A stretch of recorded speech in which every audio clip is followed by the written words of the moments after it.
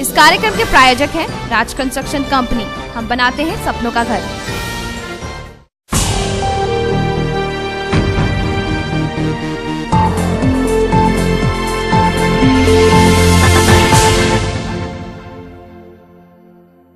नमस्कार, आमने सामने न्यूज में आपका स्वागत है। मैं हूं दीप्ति थापा।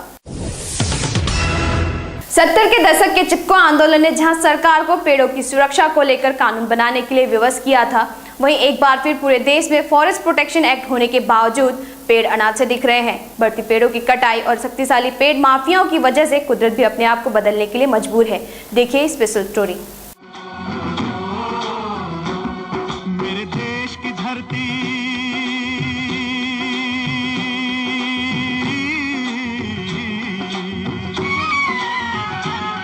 मेरे देश की धरती सोना उगले उगले हीरे मोती, मेरे देश की धरती, मेरे देश की धरती। फिल्म उपकार का ये गीत जरूर हमारे अंदर देश भावना को जीवित कर देता हो, लेकिन आज का भारत इस गीत के शब्दों की सच्चाई से कहीं रूठ सा गया है।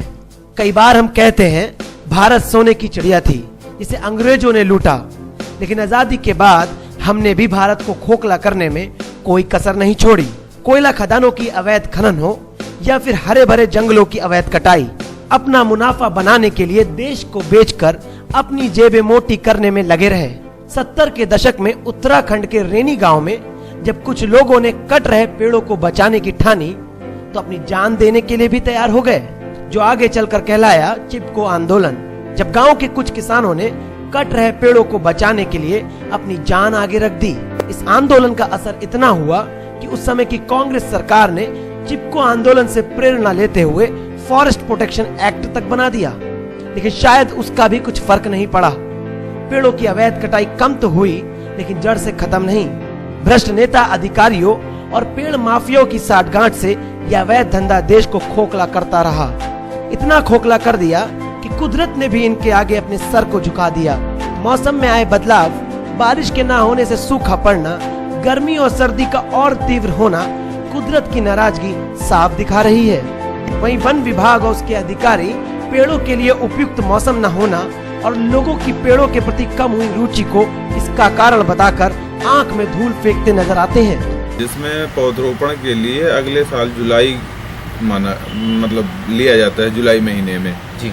इसलिए कि जो है जुलाई महीना बरसात का महीना होता है। बरसात के महीने में पौधरोपण के लिए उपयुक्त समय माना जाता है ताकि उसको पौधों को ग्रोथ मिल सके जी। और जाड़े में पौधे इसलिए नहीं लगाए जाते कि जाड़े में पतझड़ का सीजन होता है, पौधे ग्रोथ नहीं कर पाते। तो कहीं वन रक्षक की कमी और वन विभाग में पैसा न होना भी उनके बहानों में शुमार हो जाता है।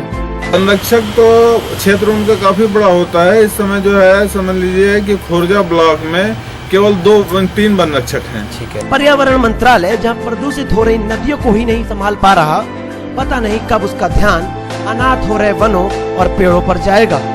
वन में लगातार हो रही कटाई से जहां मौसम में बदलाव तो आए हैं, वहीं जंगली जानवर भी लगातार लुप्त हो रहे हैं। चिपको आंदोलन के मुखिया सुंदर लाल बहुगुणा तो अब हमारे बीच नहीं रहे। जरूरत है आम आदमी को बहुगुणा की सोच को अपनी सोच बनाने की। जरूरत है कई सुंदर लाल बहुगुणा को जागने की। जरूरत है ये कामना करने की कि मेरे देश की धरती सोना चांदी उगले, न कि भ्रष्टाचार और जुर्म। ब्यूरो रिपोर्ट, आमने सामने न्यूज। अब वक्त चला छोटे से ब्रेक का। ब्रेक के बाद देखेंगे कुछ और नई खबरें। तब तक देखते रहिए आमने सामने न्यूज। एक महल हो सपनों का, आपके इस सपने को साकार करने के लिए हम आए हैं। हम हैं राज कंस्ट्रक्शन कंपनी। नोएडा, दिल्ली, पूरे भारत में हम मकान नहीं घर बनाते हैं, क्योंकि हम हैं राज कंस्ट्रक्शन कंपनी। अधिक जानकारी के लिए हमारे नंबरों पर संपर्क कर सकते हैं। मोहम्मद कासिम, जो आमने सामने न्यूज के लिए माहौर जम्मू कश्मीर में रिपोर्टर पद पर कार्यरत थे, उन्हें 31 अक्टूबर 2013 को कार्य में शिथिलता के चलते हटाया जा चुका है। इस कार्यक्रम के प्रायोजक हैं राज कंस्ट्रक्शन कंपनी। हम बनाते हैं सपनों का घर। ब्रेक के बाद एक बार फिर आपका स्वागत है। पूरे देश भर में उत्साह के साथ 65वां गणतंत्र दिवस मनाया गया। इस पावन राष्ट्रीय पर्व के दिन जहां सरकारी दफ्तरों और पार्कों में ध्वजारोहण हुआ, वहीं सड़कों पर बच्चों की रैलियां भी दिखाई दी। राष्ट्रगान और भारत माता की जय के नारे भी खूब लगे। 65वें गणतंत्र दिवस की धूम पूरे भारत में देखने को मिली। राजधानी दिल्ली में जहां हर बार की तरह भव्य परेड और झांकियों ने लोगों को अपनी ओर खींचा, वहीं पूरे भारत में ध्वजारोहण के साथ राष्ट्रीय गान भी खूब गूंजा। यूपी के फर्रुखाबाद में बड़े उत्साह के साथ 65वां गणतंत्र दिवस मनाया गया, जहां कॉलेजों में ध्वजारोहण के साथ अमन और चैन का संदेश बांटा गया। वहीं पाकिस्तान और भारत के बीच दोस्ती के हाथ की भी वकालत की गई। उधर शाहजहांपुर के पुलिस लाइन में पिछड़ा वर्ग राज्य मंत्री राम मूर्ति वर्मा ने पुलिस अधीक्षक सैयद वसीम अहमद की उपस्थिति में परेड की सलामी ली।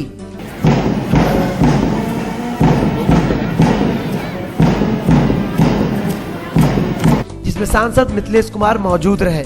कार्यक्रम का अंत देशभक्ति के गानों पर नृत्य के साथ खत्म हुआ। बिहार के समस्तीपुर में भी 65वें गणतंत्र दिवस का उत्साह खूब देखने को मिला, जहां पटेल मैदान में ध्वजारोहण के बाद रंगारंग कार्यक्रम का आयोजन हुआ। राष्ट्रीय पर्व पर 9 टोलियों ने परेड करके इस अवसर को सम्मानित किया। साथ ही साथ आंगनबाड़ी, नारी आत्मरक्षा, नशा मुक्ति अभियान और मतदाता जागरूकता द्वारा 15 झांकियों का प्रदर्शन भी हुआ। वहीं राजस्थान के भिलवाड़ा में राष्ट्रीय पर्व गणतंत्र दिवस के पावन अवसर पर ग्राम पंचायत पारोली द्वारा मार्च पास्ट कर सलामी दी गई। छात्र छात्राओं द्वारा सांस्कृतिक कार्यक्रम ने लोगों का खूब मनोरंजन किया।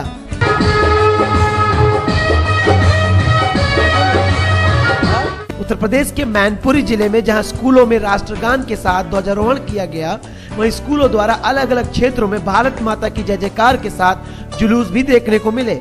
राजस्थान के मंडलगढ़ में इस मौके पर पत्रकारिता के क्षेत्र में सराहनीय कार्य करने वाले 63 पत्रकारों को सम्मानित भी किया गया। 65वें गणतंत्र दिवस के अवसर पर पूरे देश में वंदे मातरम के नारे सुनाई दिए गए। ब्यूरो रिपोर्ट, टीम आमने सामने न्यूज। एक और जहां दिल्ली के मुख्यमंत्री अरविंद केजरीवाल का जनता दरबार फ्लॉप साबित हुआ, वहीं यूपी के बाराबंकी में भी जिला प्रशासन अधिकारियों के जनता दरबारों की भी पोल खुल गई। जब हमारी टीम ने बाराबंकी के विकास भवन का जायजा लिया तो ज्यादातर कुर्सियां खाली मिली। दिल्ली के मुख्यमंत्री अरविंद केजरीवाल का जनता दरबार जहां फ्लॉप साबित हुआ, वहीं पूरे देश भर में जनता दरबारों की हालत इससे कुछ अलग नहीं है। कांग्रेस पार्टी द्वारा जब जनता दरबार शुरू किए गए थे तो उनका उद्देश्य लोगों की परेशानी और दुख को जानना था, जहां आम जनता अपनी परेशानी का पिटारा लेकर आया करती थी। पर जैसे जैसे समय बदला, वैसे वैसे जनता दरबार की सोच के साथ जनता दरबार भी बदल गए।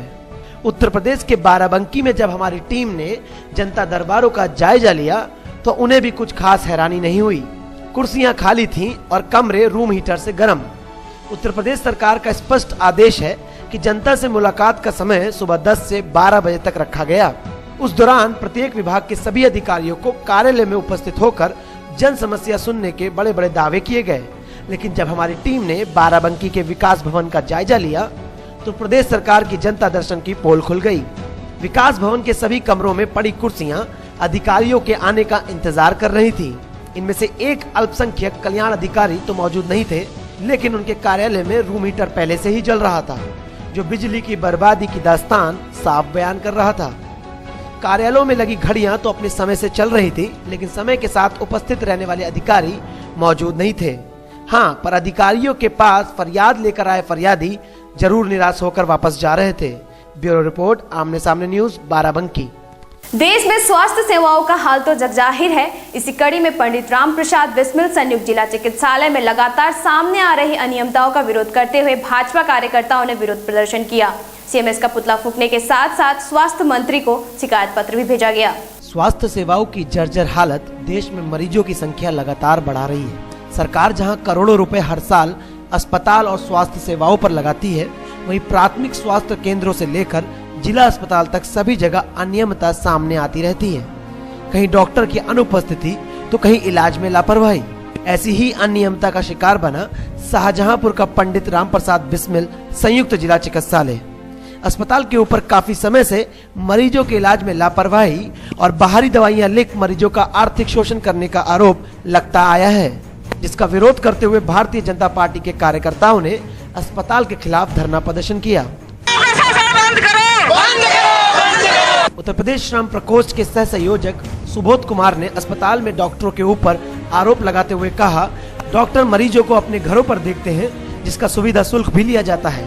साथ ही साथ मरीजों को बाहर की दवाइयां लिख उनका आर्थिक शोषण भी लगातार हो रहा है। जिसकी शिकायत कई बार जिला प्रशासन से भी की जा चुकी है। भाजपा कार्यकर्ताओं ने सीएमएस का पुतला फूंकने के साथ साथ प्रदेश स्वास्थ्य मंत्री को ज्ञापन भी भेजा है। अब सवाल ये उठता है कि अस्पताल की अनियमितता के बारे में जब प्रशासन को जानकारी दी गई तो कोई कार्रवाई क्यों नहीं हुई, या फिर मरीजों की सेहत के साथ ये गठजोड़ का खिलवाड़ हो रहा है। ब्यूरो रिपोर्ट, आमने सामने न्यूज, शाहजहांपुर।